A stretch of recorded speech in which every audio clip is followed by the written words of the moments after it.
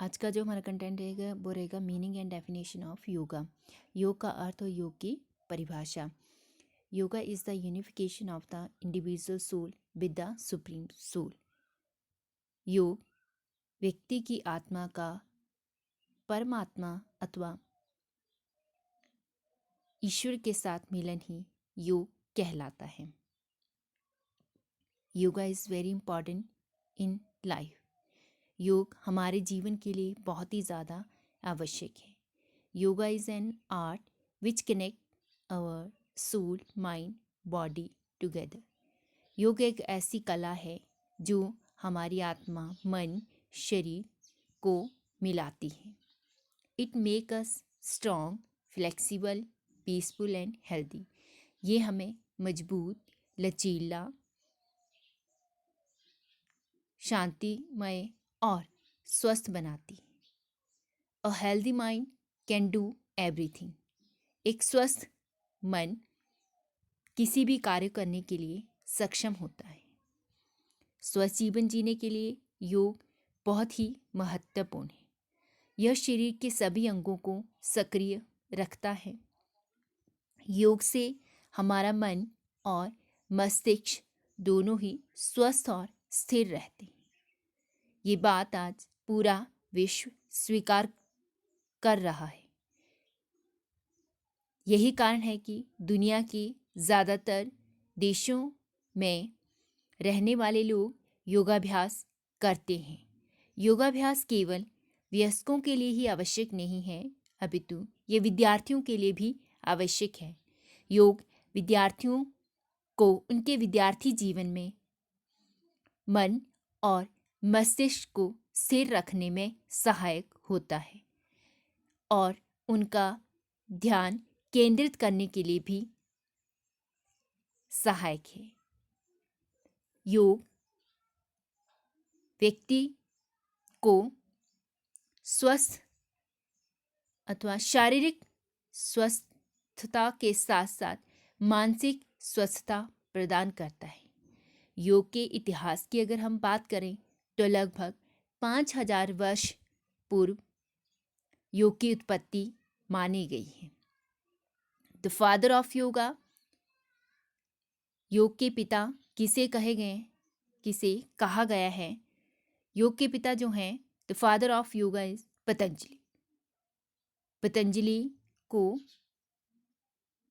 योग का पिता कहा जाता है क्योंकि महर्षि पतंजलि ने योग को ज़्यादा से ज़्यादा लोगों तक पहुंचाने के लिए उस समय अपना योगदान दिया था। उन्होंने योग पे एक अपनी जो बुक थी वो लिखी थी जिसका नाम था योग सूत्र।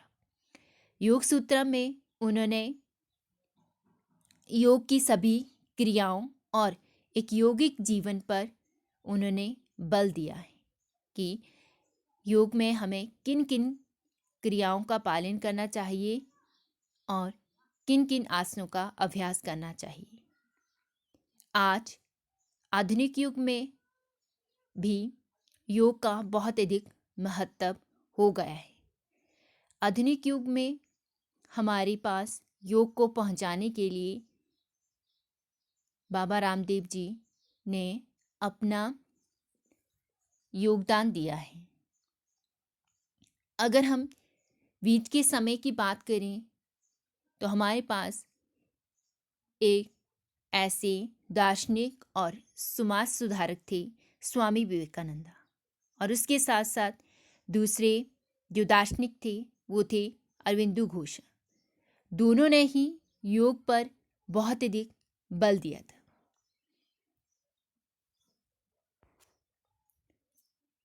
डेरिवेटिव मीनिंग पे अगर हम डिस्कशन करते हैं, the word yoga has been derived from the Sanskrit word yuj which means to join और टू यूनाइट।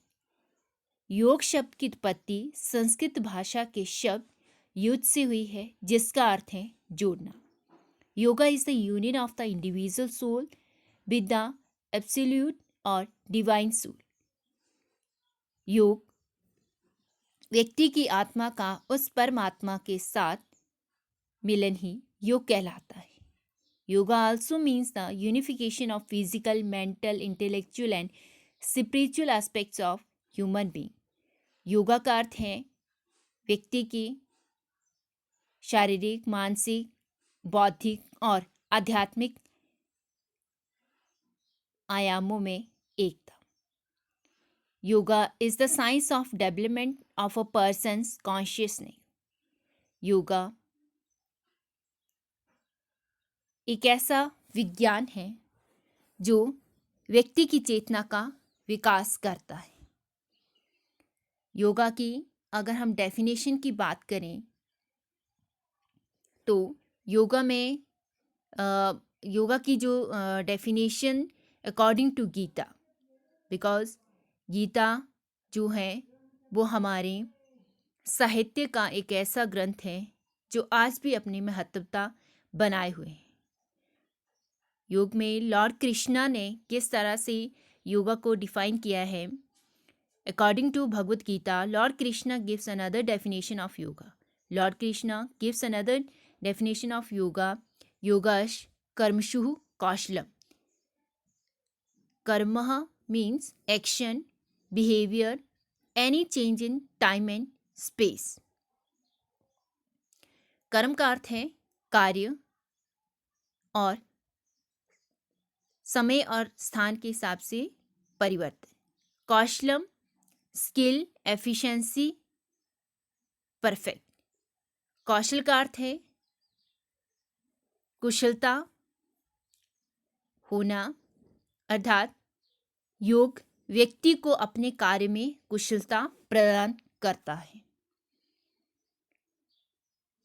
महर्षि जो पतंजलि हैं, उन्होंने योग पे अपनी जो बुक लिखी थी योग सूत्रा, उसमें कहा गया है या उसमें जो योगा की डेफिनेशन दी गई है वो दी गई है योगाश चित्त वृत्ति निरोधा, which means yoga is stilling the fluctuation of the mind. योग हमारे चित्त के विकारों का नाश करता है अथवा चित्त के विकारों को दूर करता है। Yoga is a type of exercise in which you move your body into various positions in order to become more fit or flexible, to improve your breathing and to relax your mind. Yoga और जो exercise हैं, योगा और exercise means जो व्यायाम है, दोनों में अगर कंपेयर किया जाए तो दोनों जो हैं वो अलग कंसेप्ट हैं, लेकिन अगर एक्सरसाइज की फॉर्म में हम योगा का जो अर्थ है वो देखते हैं तो योगा जो है वो एक तरह का अभ्यास है जिसमें विभिन्न आसनों में एक व्यक्ति जो है वो अपने आप को फिट रखता है, अपने आप में लचीलापन लाता है और टू इम्प्रूव योर ब्रीदिंग, अपनी जो सांस है या श्वसन लेने की जो क्षमता है उसको इम्प्रूव करता है, सुधारता है, and to relax your mind, और अपने माइंड को रिलैक्स करता है अथवा स्थिर करता है।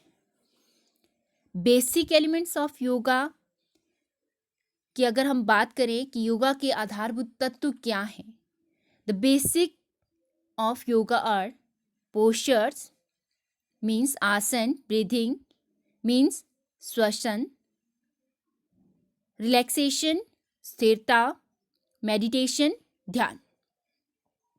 बेसिक एलिमेंट्स की अगर हम बात करें कि योगा के आधारभूत तत्व क्या हैं, किस तरह से एक जब हम कोई भी आसन करते हैं, कोई भी एक योगिक जो क्रिया है उसको हम करते हैं तो उसमें हमारी जो स्टेप्स जो हैं वो क्या रहेंगे। सबसे पहले आएगा पोस्चर्स कि हमें जो है वो अपने बॉडी को जो है वो एक पोस्चर्स में रखना है, मीन्स किसी भी आसन में रखना है। ब्रीदिंग, उसके बाद हमें क्या लेना है, सांस जो है लेनी है, मीन्स हमारी जो श्वसन क्रिया है वो रहेगी।